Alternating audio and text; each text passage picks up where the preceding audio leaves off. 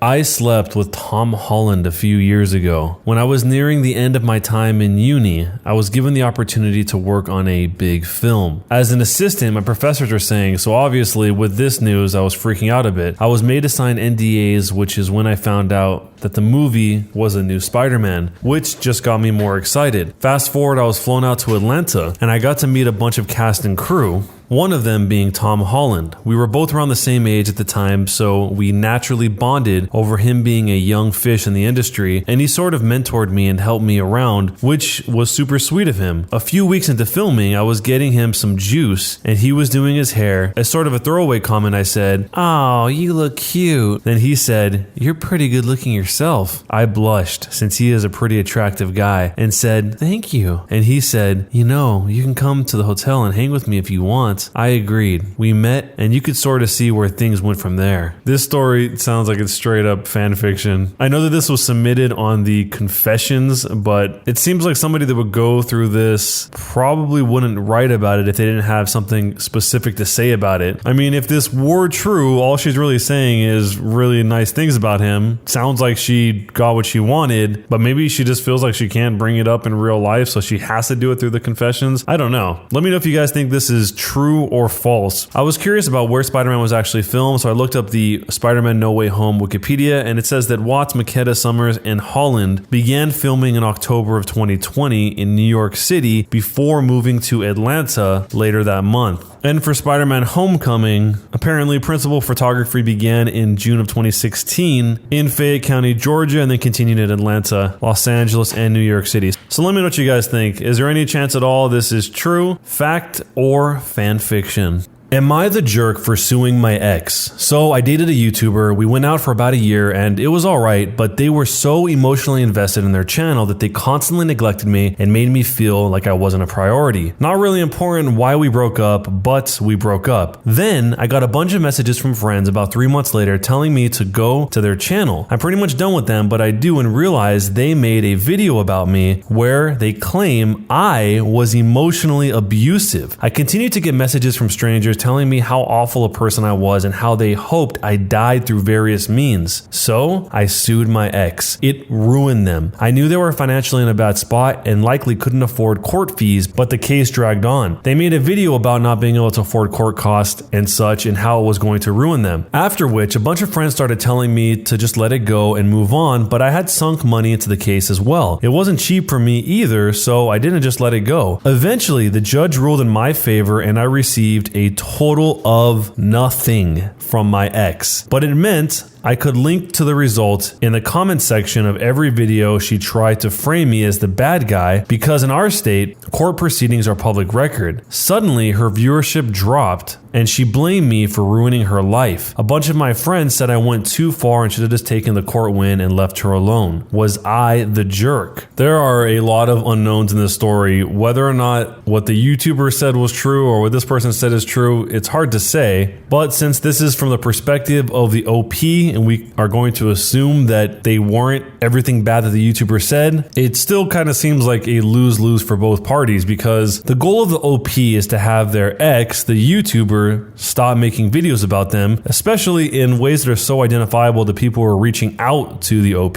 That seems kind of crazy. But rather than going through this long, expensive court situation, it probably would have been much more cheap on both ends to have the OP go to the YouTuber and say, "Hey, stop doing this or I will sue." But maybe part of the goal at the time was just pure spite and this was the way they wanted to go. But turns out, as they put here, I received a total of nothing from my ex. I'm not sure what OP thought the reward would be, but they probably didn't expect to get rich off of this lawsuit because they already stated that the YouTuber could barely afford the court cost as it was and it was going to ruin them. So it doesn't seem like the financial gain was the goal, and having the YouTuber stop doesn't seem like the goal because that probably could have resulted from just communicating. But let me know what you guys would do if you were in this situation, and jerk or not a jerk, Am I the jerk for telling someone that his art sucks and he won't amount to much in life in front of his friends and family? I have a small group of close friends, all males around the age of 25 years old, that I hang out with almost every day. We've all known each other almost all of our lives, and recently, about a year and a half ago, we got a new addition to our group, John. I never really liked John. He was rude, obnoxious, and would always talk like he knows everything. He was also incredibly pretentious. A friend of mine said Einstein once, and John interrupted to say, I have no idea what you're talking about. Do you mean the renowned scientist Albert Einstein? I once put up on Snapchat a story saying, I love college football, and he replied to my story with, it's called Gridiron, you moron. I don't understand how, but my friends readily accept him into our friend circle. One night about 5 or 6 months ago, we had a little get together and we were just drinking and having fun. John was kind of tipsy. We had some new girls show up, so I was kind of working my charm on them. They asked me what I did, and I went, I'm a biomed engineer.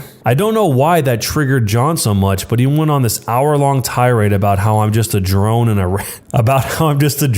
rat race. He kept telling me about how I'm just like every other person and lacked creativity. He later passed out, but his little tirade became a running joke in our group. Every time I mentioned work or anything, John would start roasting me. He nicknamed me Drone and kept calling me that, even though I expressed multiple times that I don't like to be called a drone. He would keep telling me about how easy engineering is. He watched some intro to engineering courses online and that any monkey with a brain can do what I do. That really pissed me off. I once told him to STFU, but he was like, what are you gonna do? You gonna fight me? I dare you to swing. I didn't want to fight him, so now I started referring to him as a pansy. Over the last few months or so, I kind of went front page a couple of times on Reddit and everyone was like, whoa, OP, you're famous now, as a joke. That triggered him even more. He'd say stuff like, his posts suck, they're not even funny. Reddit is just now filled with stupid Facebookers who upvote stupid clickbait things and downvote meaningful talent. At this point, it's relevant to bring up what John does. He's a photographer who works as a barista at Starbucks. How good is he? Well, honestly, he started off as an annoying kid with a DSLR, no talent, and a Facebook page where he uploaded 3 out of 10 pictures. Over the years, he got slightly better, but it's still terrible.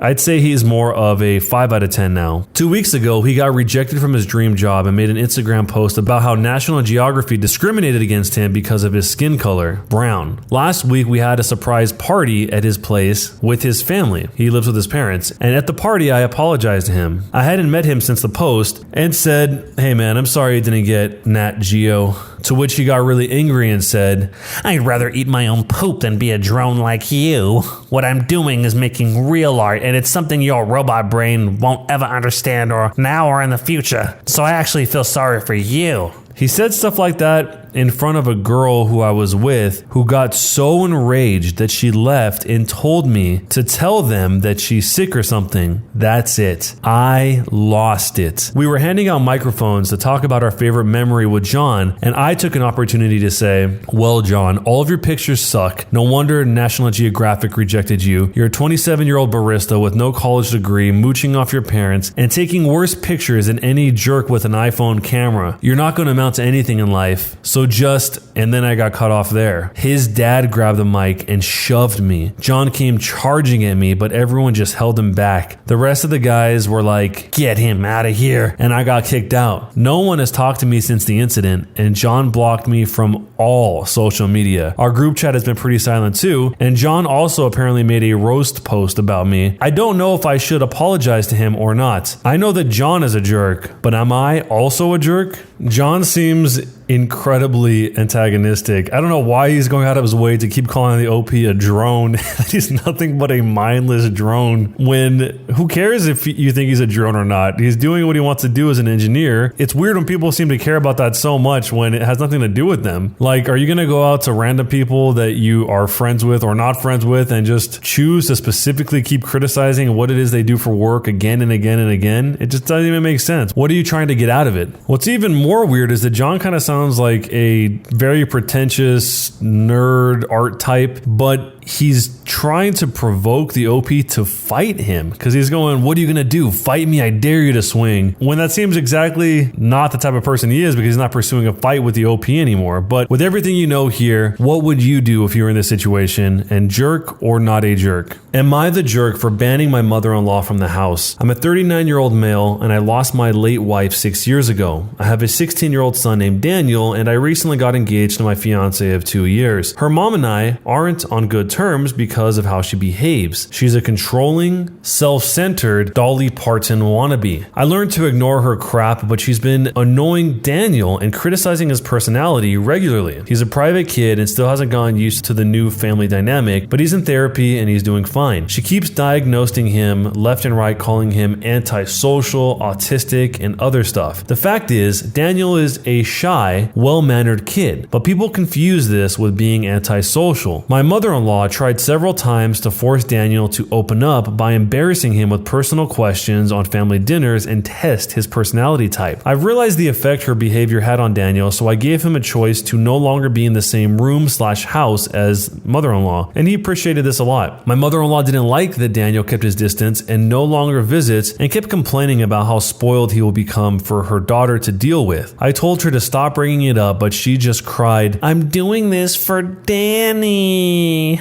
Last week, she visited unexpectedly and wanted to say hi to Daniel. After Daniel greeted her, he went into the bedroom and she went into the living room with my fiance. I was in my bedroom when Daniel came and said his journal was gone. We looked for it, but didn't find it. I asked my fiance, who was alone in the kitchen but didn't see it. I paused for a second to ask where my mother-in-law was. My fiance said, in the living room, but I saw her coming down the stairs. I asked where she was, and she said, the bathroom. I saw her purse in hand, so I bluntly asked if she took Daniel's journal. She looked offended and called for my fiance when I insisted to see inside of her purse. She wanted to leave, but I didn't let her. My fiance told me to stop it, but I insisted, and the journal was there. My mother-in-law tried to explain this was her only chance to get to know Daniel better because, quote, she cares about him. I blew up at her and berated her for stealing from my son and told her she's banned from my house for the stunt she pulled. She argued with me, then left. My fiance apologized for her, but said banning her from the house was over the top. It backlashed, and my father-in-law argued and hoped his daughter realizes how bad I am and call off the wedding for refusing to apologize to my mother-in-law. My fiance said her family won't be coming to the wedding until I reconcile with her mom and cancel the ban. But I won't let my son be disrespected in his own house and ask my fiance to understand. I'm refusing to reconcile, but I'm aware that this could ruin my relationship with all of my in-laws, not just my mother-in-law, and my fiance thinks I'm selfish to cause this drama. Am I the jerk? The mother-in-law stole something from the room and then tried to pretend like she didn't. How is this not black and white? This seems so obvious, but there are a lot of emotions tied up in this because I think a lot of people's egos are also tied in this, namely the mother-in-law and the people surrounding her. But just because of who she is in the family doesn't absolve her from something that's so obviously wrong. She not only invaded this kid's privacy, but then lied about it and pretend like everything is fine. And even after she was found out, wants to pretend like this didn't even happen. At least that's how it seems through the father-in-law and the surrounding family. One of the top opinions on this whole thing was the suggestion that if I were you, I'd put off the wedding until you know for sure that your fiance understands and will stand up for you and your son to her family when stuff like this happens. I think the ban is 1000% justified. Yeah, if something like this happens and the fiance is already folding when it's clearly in the direction of the person who's wrong, what's going to happen if the situation is much more serious? If you can't even count on your own fiance to see objectively what happened here and tell the truth about who's in the wrong and who's in the right. Because in that case, the fiance is just going to be influenced